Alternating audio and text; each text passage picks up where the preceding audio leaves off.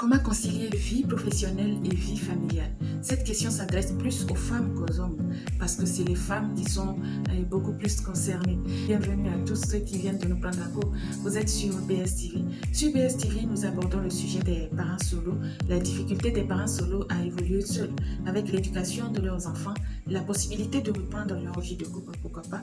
Et nous abordons aussi le sujet des parents qui vivent en couple, leurs échecs, leurs succès. Vous êtes sur une chaîne de partage d'expériences. Aujourd'hui, on se pose la question à savoir comment concilier vie professionnelle et vie familiale. Cette question n'était pas à poser quand c'était la période de nos parents, de nos grands-parents, de nos arrière-grands-parents, je veux dire, parce que les femmes s'étaient plus attachées à leurs obligations familiales.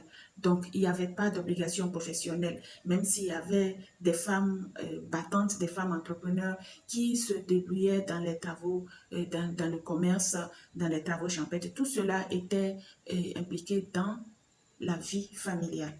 Donc, ce n'était pas assez difficile. Aujourd'hui, on se pose la question parce qu'il y a pas mal de femmes et pratiquement toutes les femmes sont impliquées dans la vie professionnelle et dans la vie familiale. La vie familiale qui est prioritaire et beaucoup plus difficile à gérer que la vie professionnelle. Mais la vie professionnelle a aussi des obligations.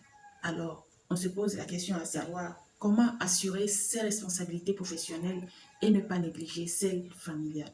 La responsabilité professionnelle reste professionnelle. Voilà.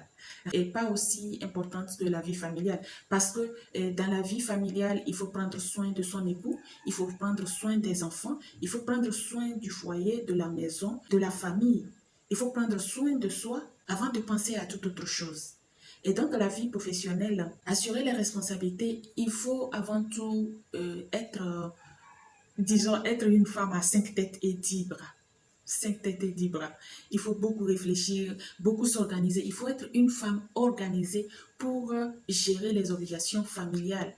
Organisée, méticuleuse, hein. Il faut être une femme assez méticuleuse pour ne pas négliger ses obligations familiales et ses obligations professionnelles. Les obligations professionnelles parce que les femmes veulent aussi faire entrer de l'argent dans le foyer ou dans leur vie, dans la vie familiale et dans la vie de leurs enfants.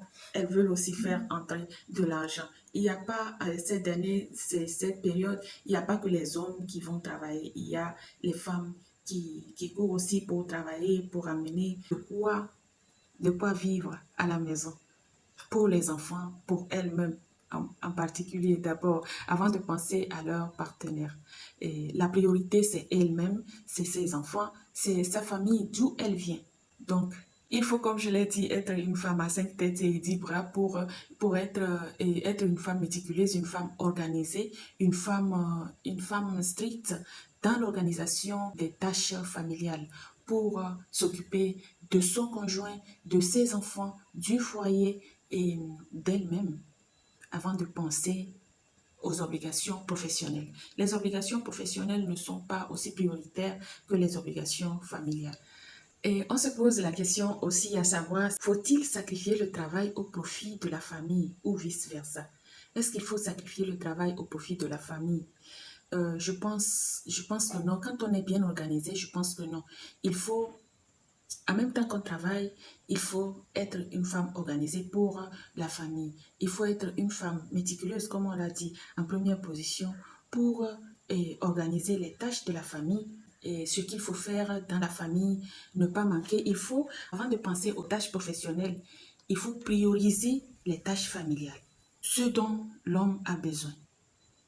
Qu'est-ce qu'il faut manger, comment est-ce qu'il faut organiser les repas du jour, comment est-ce qu'il faut organiser la vie des enfants. Les enfants doivent aller à l'école, ils doivent revenir, qu'est-ce qu'ils doivent faire ensuite et comment organiser la vie de son époux.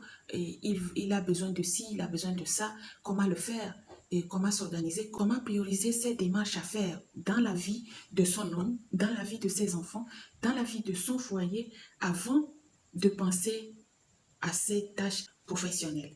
C'est vrai que les tâches professionnelles ramènent de l'argent dans la poche de la femme et qu'il ne faut pas négliger, il ne faut pas sacrifier le travail au profit de la famille.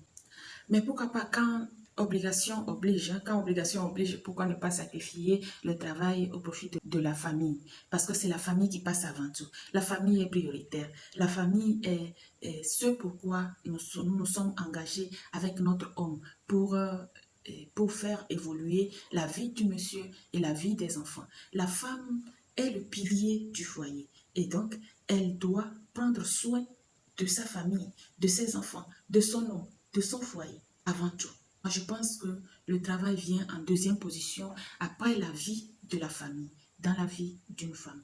On parle plus de la femme parce que c'est elle le centre du foyer, c'est elle qui pilote tout. C'est grâce à la femme que tout marche. Tout va bien dans le foyer, tout va bien dans la vie de l'homme, tout va bien dans la vie des enfants.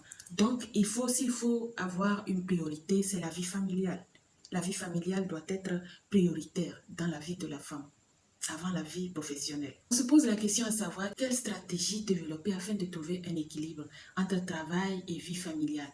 Entre travail et vie familiale, quelle stratégie adopter? Il faut être, comme on le dit, il faut être stratégique. Il faut être une femme déterminée, une femme à multifonction, une femme déterminée pour avoir un équilibre entre la vie professionnelle et la vie familiale. Mais la vie familiale passe vraiment avant tout. On se dit que la vie familiale passe vraiment avant tout. Il faut mettre en priorité le bien-être de son homme dans la famille, le bien-être de son homme, de ses enfants et de sa famille, de son foyer. Si ça passe avant tout, on a le temps de s'occuper de sa vie professionnelle. On peut jauger l'équilibre entre vie familiale et vie professionnelle quand la vie de son époux passe avant tout, la vie des enfants passe avant tout, bien organisée, bien structurée et bien déterminée. Qu'est-ce qu'il faut faire, quand est-ce qu'il faut le faire et comment le faire avant de s'occuper de sa vie professionnelle. La vie professionnelle n'est pas aussi prioritaire que la vie familiale. Bienvenue à tous ceux qui viennent de nous prendre à court. Vous êtes sur BSTV. On parle aujourd'hui de comment concilier vie professionnelle et vie familiale. Cette question s'adresse plus aux femmes qui sont les piliers des foyers, qui sont le centre du foyer, qui détiennent le bien-être de son homme, le bien-être des enfants, le bien-être de la maison. Comment est-ce que les choses fonctionnent? Si ça marche bien, ça dépend de la femme. Si ça ne marche pas, ça dépend aussi de la femme, de comment elle s'organise, de comment elle est déterminée pour le bien-être de sa famille.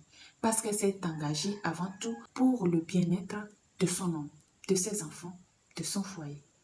N'hésitez pas à vous abonner, liker, partager, faites grandir la communauté et faites grandir nos recherches pour la chaîne.